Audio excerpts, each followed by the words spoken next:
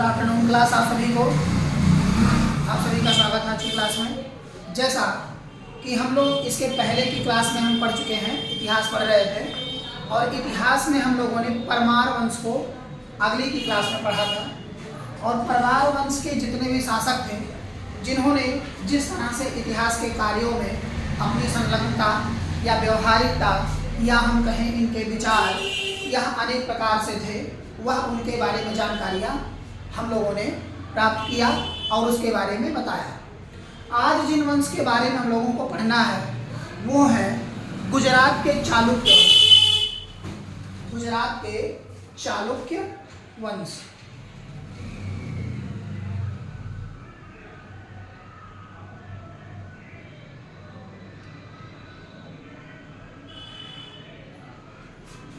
गुजरात के चालुक्य वंश, इनके बारे में आज हमें या हम सभी को इनके बारे में पढ़ना है। जैसा कि यह गुजरात के पूरे क्षेत्र अगर कहा जाए तो इनका मध्य एरिया जो था यानी कि निवास स्थान वो क्या था, गुजरात। क्यों?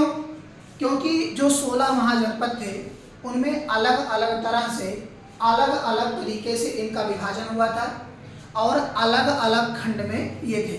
तो ये उत्तर भारत के क्षेत्रों में पूरी तरह गुजरात के एरिया में लगे हुए थे। ठीक है।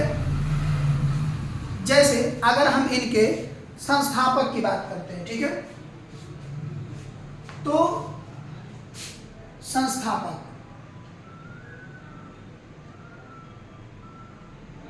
इनके संस्थापक जो थे उनका नाम था मूलराज। क्या नाम था? मूलराज। मूलराज इस वंश के संस्थापक थे। और उसके बाद अगले के अगर हम बात करते हैं इनका पूरा क्षेत्र विस्तार या इनकी राजधानी इनकी तत्काल के समय में जो थी उसका नाम था अन्हिलवाड़ा।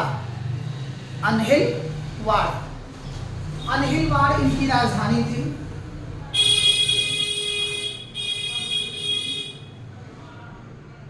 अन्हिलवाड़ इनकी राजधानी थी। यह पूरा क्षेत्र विस्तार इनका इसी तरह से था।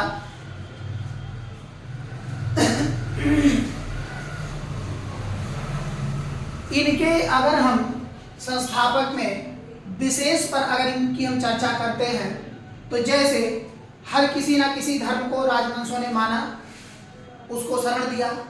तो जो जैन धर्म के वासी थे यानी कि अगर कहा जाए जैन धर्म, ठीक है, तो इन लोगों ने या इन राजवंशों ने क्या किया, इन जैन धर्म को संरक्षण प्रदान किया।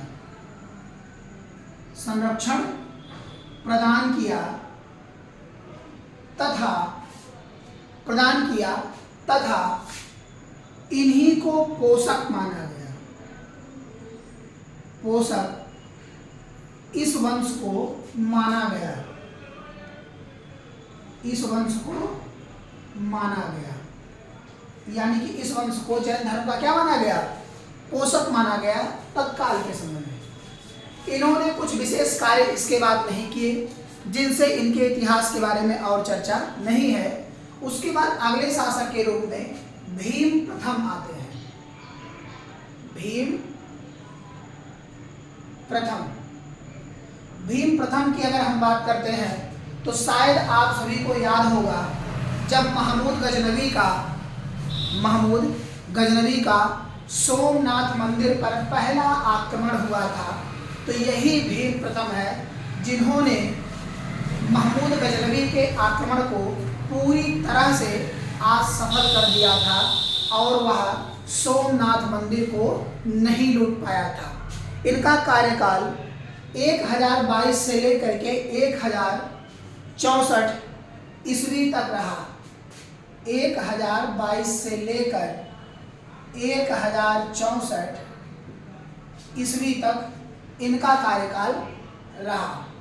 ठीक है, इनका कार्यकाल रहा। यह इस चालुक्य वंश का अगर हम कहें जैसे कोई ना कोई प्रतापी शासक होता है एक वंश का, तो यह चालुक्य वंश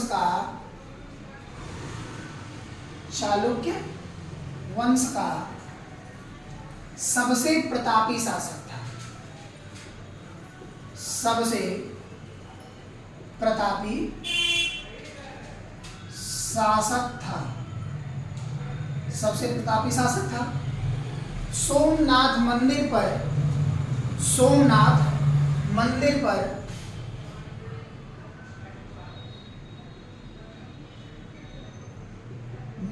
पर महमूद गजनवी का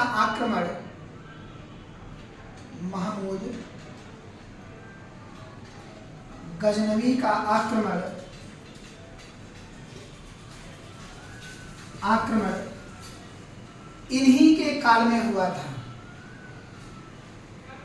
इन्हीं के समय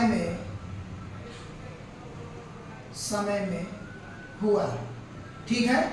जो कि यह एक असफल आक्रमण रहा, यह एक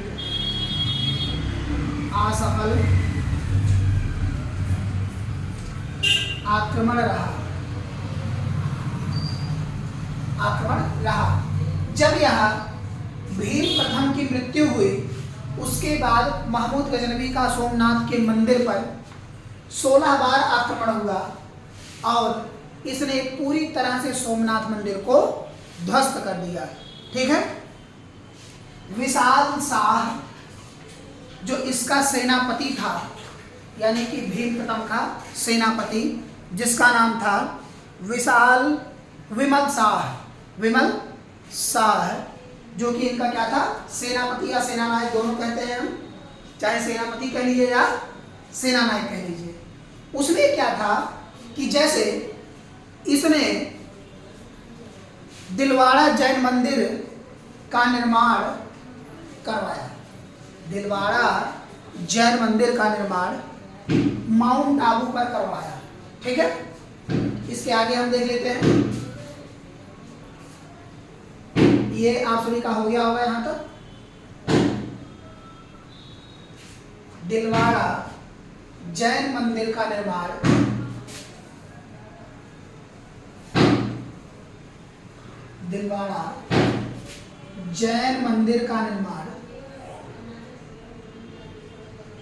जैन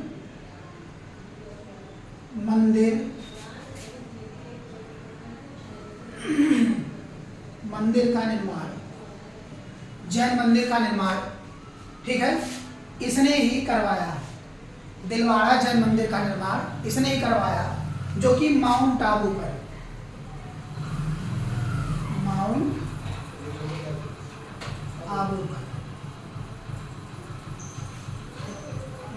पर इसने दिलवाड़ा जैन मंदिर का निर्माण करवाया, ठीक है।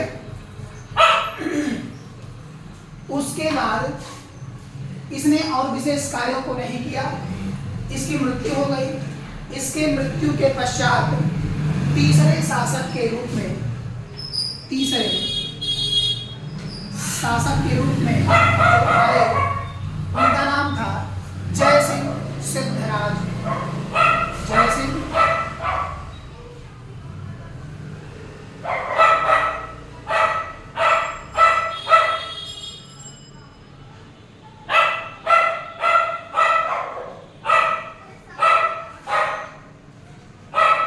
सिंह सिद्धराज अगले शासक के रूप में आए।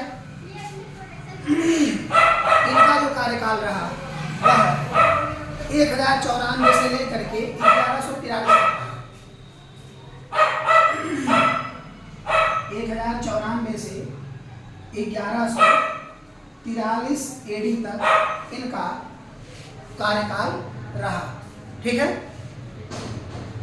यह जो सिद्धराज या पीछे लगाते हैं, ये इनकी उपाधि थी। क्या थी? जय सिंह की उपाधि, और यह उपाधि थी सिद्धराज की। किसकी? सिद्धराज की इनकी उपाधि थी, ठीक है।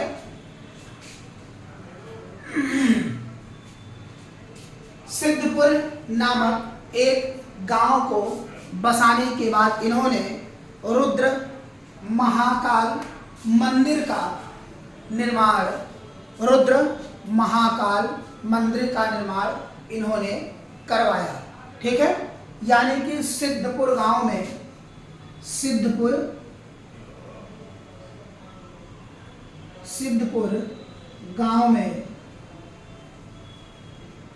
इन्होंने रुद्र महाकाल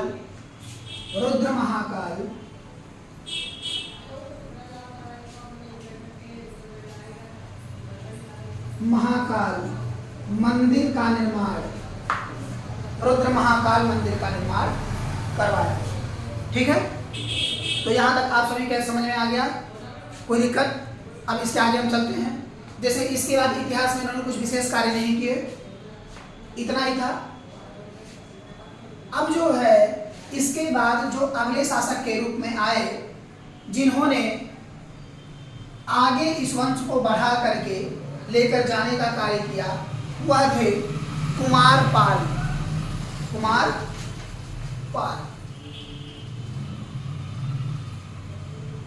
ये चौथे शासक थे,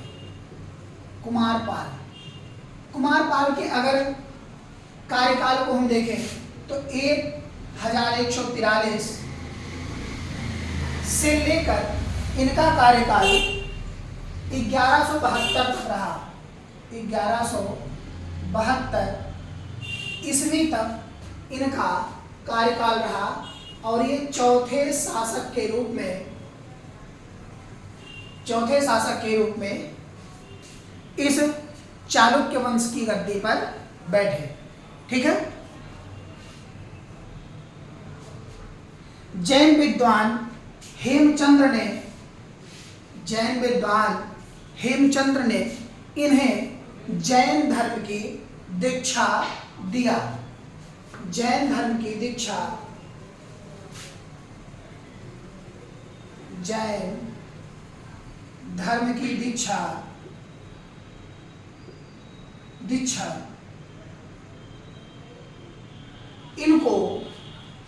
इनको हेमचंद्र ने दिया था।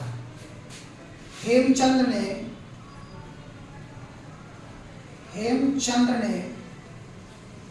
दिया था। ठीक है, हेमचंद्र ने दिया था। उसके बाद पशु हत्या, युद्ध क्रीड़ा, मद्यपान, इन सब पर इन्होंने प्रतिबंध लगाया था। पशु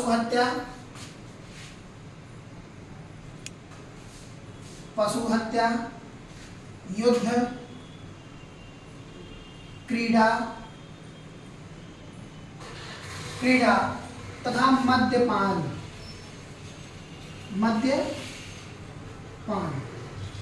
ठीक है, मद्यपान, इन सब पर इन्होंने रोक लगा दिया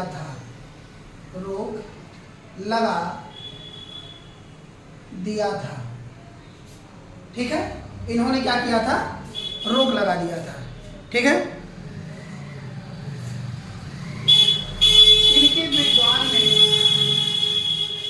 इनके दरबार में एक विद्वान रहते थे जिनका नाम था जय सिंह सूरी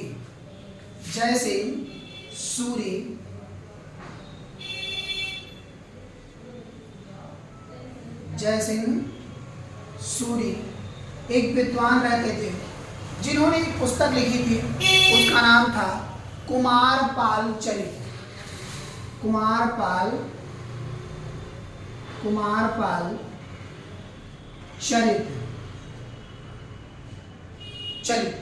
इन्होंने रचना किया था। ठीक है, उसके बाद इस वंश में कोई विशेष शासक नहीं हुआ।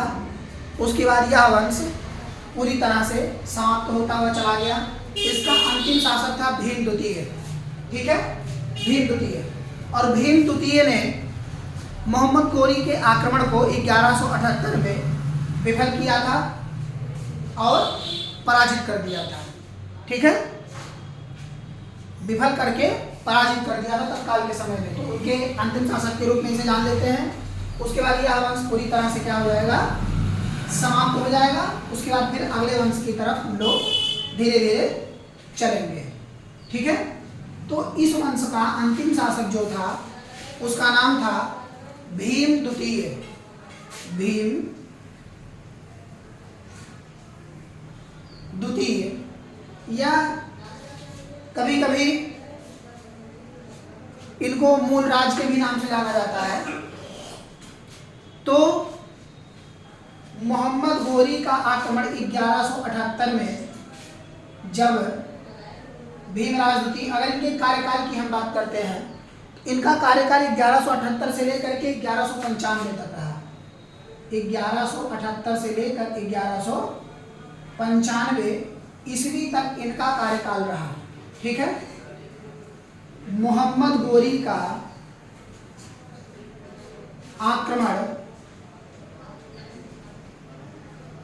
मोहम्मद गोरी का आक्रमण जब हुआ, ठीक है, 1178 में, 1178 में, तो इसे विफल कर दिया। विफल किया या हरा दिया। तो दोनों हम कह सकते हैं, चाहे विफल करना कह लीजिए, चाहे हराना कह लीजिए। ठीक है, इसी भीम द्वितीय के एक मंत्री थे जिनका नाम था लवण प्रसाद। क्या नाम था? लवण प्रसाद। इन्होंने आगे चल करके अपने एक अलग वंश की नींव डाली जिसका नाम था बघेल वंश। बघेल वंश, जिसके संस्थापक कौन थे? लवण प्रसाद। ठीक है, इसके बाद इस वंश में कोई ऐसा शासक नहीं हुआ जो इस वंश को चला सके तत्काल के समय में। तो आज के समय में, यानी कि आज के लिए इस चालुक्य वंश को समाप्त किया गया। इसके आगे अब इतिहास के अलग कालखंड को हम लोग पढ़ेंगे। ठीक है, और राजवंशों के बारे में आगे, उस पर अभी संगम काल पढ़ना बाकी रह गया है, या अगर हम कहें कश्मीर का इतिहास, ये सारी चीज़ें। और जो भी क्वेश्चन आप सभी के मन में आते हैं या पूछने के लिए, कहीं से भी कोई भी क्वेश्चन हो, आप कमेंट बॉक्स के माध्यम से या कॉल के माध्यम से पूछ सकते हैं। ठीक है, और हमारे चैनल से जरूर जुड़ें और सब्सक्राइब करना ना भूलें। Thank you.